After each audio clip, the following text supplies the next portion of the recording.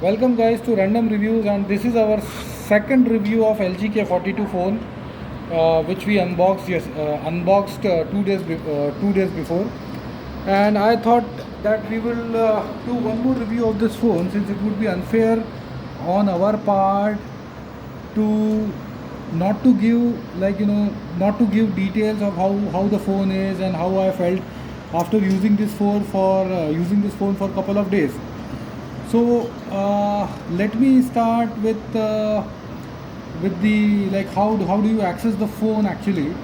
So if you see on the right hand side of the phone, this is this is our fingerprint sensor, which also acts as a kind of if you give a long press, you are able to switch on, switch off the phone with the help of this button. So let me show you. So if I go and I touch it, this it detects my finger and it opens the phone. One thing I did not knew, like initially I that phones can register multiple fingers from multiple fingers. So if you want, I guess, the same phone can be registered for different fingers from different persons also. So I have registered two fingers. One is this finger and the other one is my thumb. So I can open this with the help of my thumb also. If you look at the other buttons which are there, these are the volume button on the right, which you can use to increase the volume, and this button you can use this button to decrease the volume, and this button is for Google Assistant, correct? So you can press this button and Google Assistant will open, and then it is going to do whatever you tell it. It will show you whatever you want to search and all that. Okay, so let me talk about now the next thing which I want to talk about is the touchscreen of the phone. Touchscreen of the phone is, I could say, fair in this price range. It is fair, not only fair, but it is good. Works flawlessly without any problems. And with respect to how you access the phone, I mean, I have been using this Samsung A30s for from last 1.5 years. Samsung phone I have been using, and you are able to access those phones very easily, and then there is a search icon in that phone. So I was kind of missing that, and I was not comfortable using this phone with respect to navigation. So what I did a long press here, and then you will get options for grid, whatever the grid which you want to create. You can create your grid, and then of course, whatever the widgets you can widgets which you want in your on your mobile phone, you can actually keep a long press and apply that particular widget.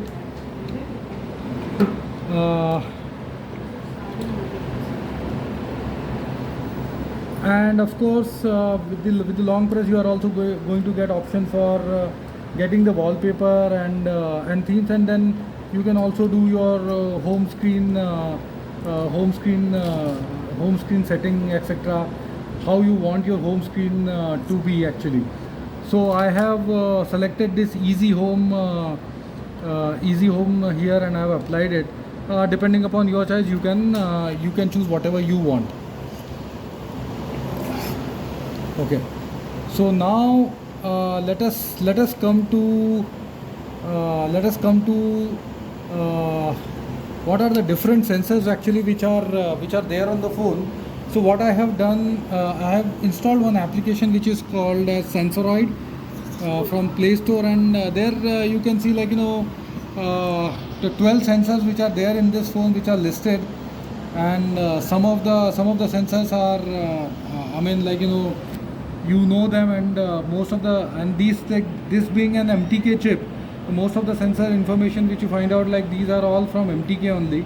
So if you look at this is from BMA, vendor is BMA, this is not from MTK. This is your accelerometer, This is your magnetometer. This is from again some vendor is some different vendor. Maybe MTK is not having that. Then you have light sensor. This vendor is some TMD, something number is written, and oh, what is this? This Sensoroid. Yeah. Okay. Let me open the Sensoroid again. And then if you look at motion sensor, the vendor is MTK, and some version is there, power resolution one, maximum range, etc., which is given. So you have other sensors also which are device orientation, in pocket sensor. This is some LG SAR controller and GeoMag rotation vector sensor, etc. So these are all 12 sensors which are there. I mean, I guess as and when you increase the price of, you go for a higher range phone, the number of sensors which are there on the phone will increase, and of course the quality of the display, number of sensors, and the other thing of course they make the phone costly. So now let us come to some of the the accessibility option which I found interesting.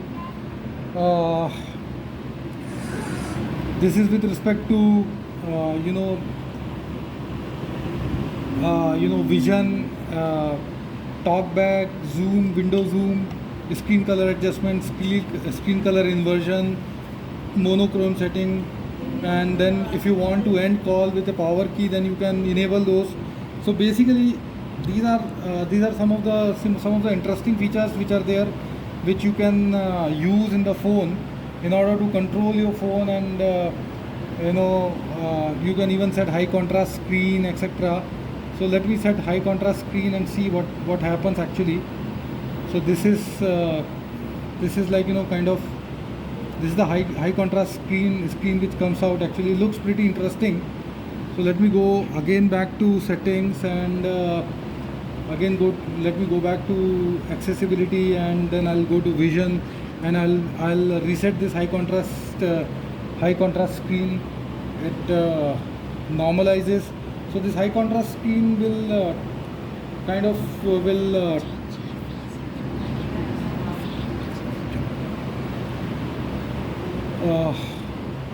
okay, so basically you need to check every option in the phone and see.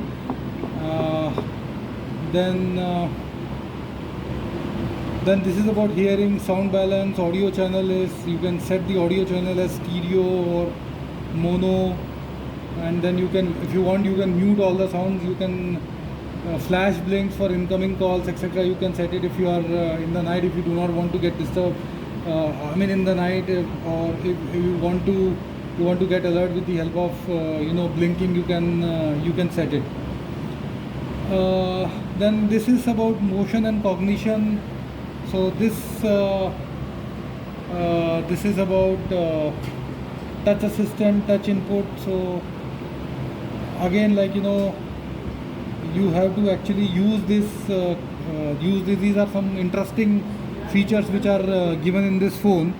Screen timeout you can set, and touch and hold for calls. You can set this. Touch control areas. This looks pretty interesting, wherein you can activate a touch control area, and then in that case you can actually draw a define an area wherein you want to touch in that particular area only. You can set that area. I'm not sure how that works. I'll make a video after using this also, but I just wanted to make you aware of all the features which are available on the phone. And of course the most important thing for a phone is the battery life.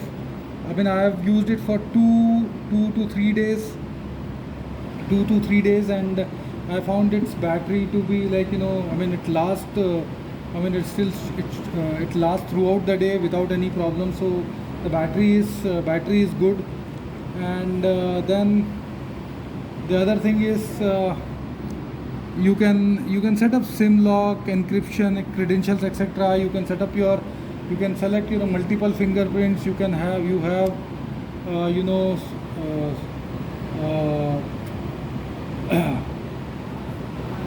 uh, one thing which is not there is like I did not found out the face recognition in this actually. So this is one drawback which is there, which is present in most of the phones. But otherwise, I found this phone to be pretty useful, very sturdy. Since again, this is a mill standard phone designed for people who are not able to handle the phones properly.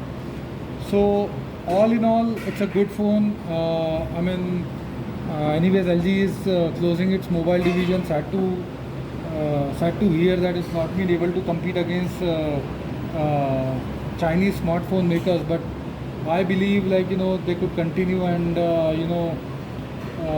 continue to innovate and maybe come back in this mobile business once again after relooking at their business models. So guys, thanks for watching this video from Random Reviews. We will try to put more videos as and when of whatever unboxing which we can do for all the gadgets. Thank you.